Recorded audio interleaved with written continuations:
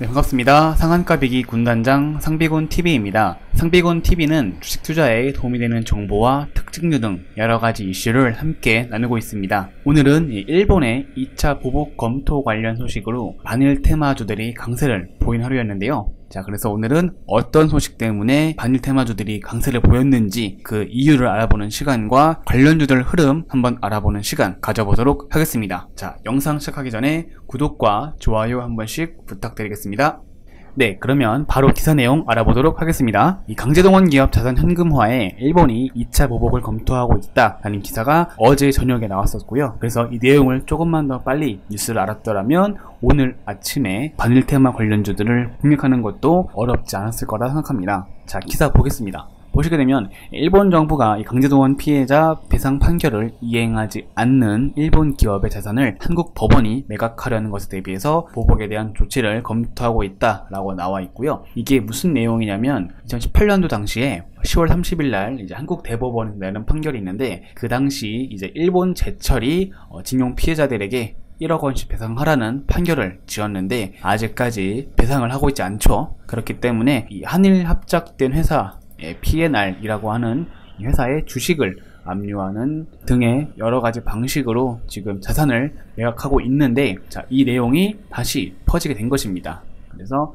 이 배상 관련 판결을 대응해가지고 조치를 취해질 것이다 하는 보도가 나오면서 오늘 이 모나미와 신성통상 같은 반일 테마주들이 다시 한번 강세를 보인 모습이고요. 네, 그래서 작년 7월과 8월에 한창 유행했던 그런 반일 테마 이슈가 딱 1년이 안 돼서 다시 한번 돌아왔는데, 사실 이 모나미가 강세를 보였던 것은 이번이 처음이 아니었습니다. 자, 차트를 한번 보시게 되면 6월 달에도 이제 제가 영상을 처음 찍었을 당시에도 뉴스가 나왔었는데요. 그때 나왔던 뉴스가 바로 이 뉴스였습니다. 6월 달에 WTO 공방이 본격화될 거라는 소식에 의해서 일본 수출 규제가 다시 한번 될 것이다 라는 전망이 나오면서 6월 중순쯤에 제가 한번 올려드렸던 적이 있었죠. 그래서 이 내용 관련해 가지고 6월 달에 19일 날이었죠. 이날 거래량이 터져주면서 꽤 크게 상한가를 기록한 모습이었는데, 그 전에도 보시게 되면 이 거래량이 꽤 크게 나와주면서 이렇게 상승하는 모습을 보여주었습니다. 사실 이 차트 자체가 이 거래량을 속일 수 없잖아요. 이 캔들 자체는 종가를 가지고 시가를 가지고서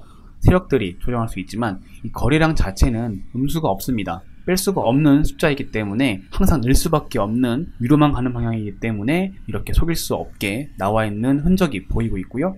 그리고 뉴스를 한번 터트린 이후 다시 한번 21선을 깨지 않은 채 잘 유지해 나가다가 이러한 소식들에 발맞추어서 상한가로 마감을 한 모습입니다. 힘이 제일 세다라고 볼 수 있겠고요. 신성통상 역시 상한가까지는 가지 못했지만 그래도 모나미 다음으로 대장으로 갈 수 있게끔 2등주 자리를 차지하고 있고요. 자, 모나미가 제일 힘이 세 보이죠. 이 신성통상은 전 고점, 작년 8월에 전 고점을 뚫지 못했지만 지금 모나미 보시게 되면 모나미는 내일 이제 시가가 갭이 뜨게 되면 이 작년 8월에 찍었던 고점을 아마 뚫어낼 것으로 보여집니다. 그래서 만원까지도 이 주가의 상승인 경우에 만원까지도 할 수 있기 때문에 자, 이 모나미가 만나미가 될 수 있을 것 같다라고 보여지고 있고요. 자, 이 거래량이 터졌던 이후에 매집 흔적들과 그리고 오늘 나온 뉴스들로 토대로 봤을 때에도 상당히 어떤 한 세력의 움직임이 포착되었던 것이 아닌가 싶기도 합니다.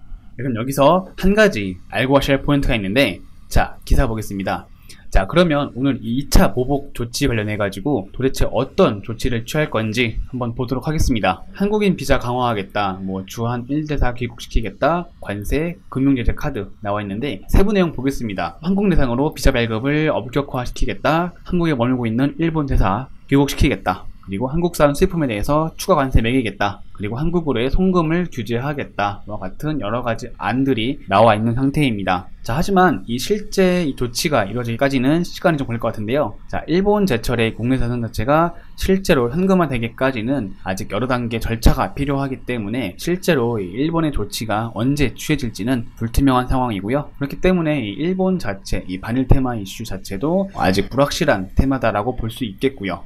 자, 그래서 아까 나왔던 이 송금 규제 관련해서 관련되었던 종목이 바로 리드코프라는 기업인데요.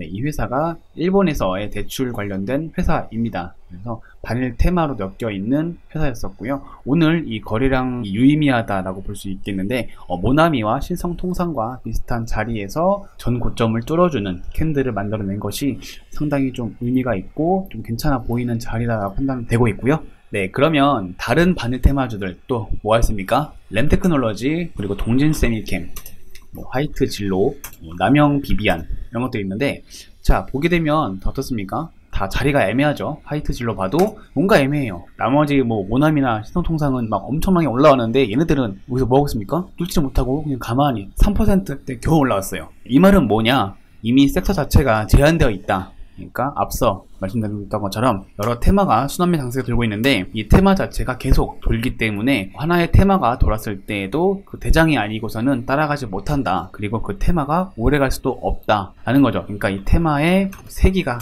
다르다라고 볼 수 있겠고, 이 테마에서 모나미와 신성통상을 제외하고는 그렇게 크게 두각을 내지 못하는 것 같습니다. 그래서 저는 이 바닐 테마라는 이슈가 내일 이 모나미가 키포인트일 것 같은데, 이 모나미가 내일 시가 갭을 끼워서 이 만원대가 넘어갔을 때 만원대에서 어떻게 그 만원 저항을 뚫어내고 다시 돌파를 할지가 관건일 것이라 보여지고, 그 만원에서 어떻게 싸우냐, 그래서 맞고 떨어지느냐 뚫고 올라가느냐에 따라서 다른 바닐 테마주들도 강세를 보이냐 약세를 보이냐 라고 나뉠 것 같습니다. 그리고 거래량을 봤을 때에도 오늘 이 거래량보다 많이 나오겠죠.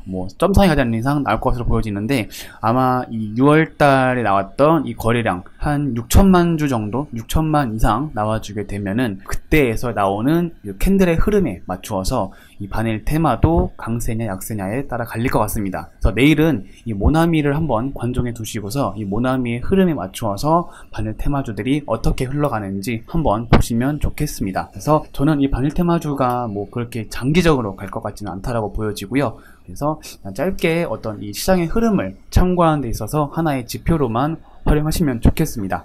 자, 그럼 이렇게 오늘의 결론 내려보도록 하겠고요. 오늘도 영상 끝까지 봐주셔서 감사합니다. 내일도 다른 영상으로 또 찾아올 테니까요.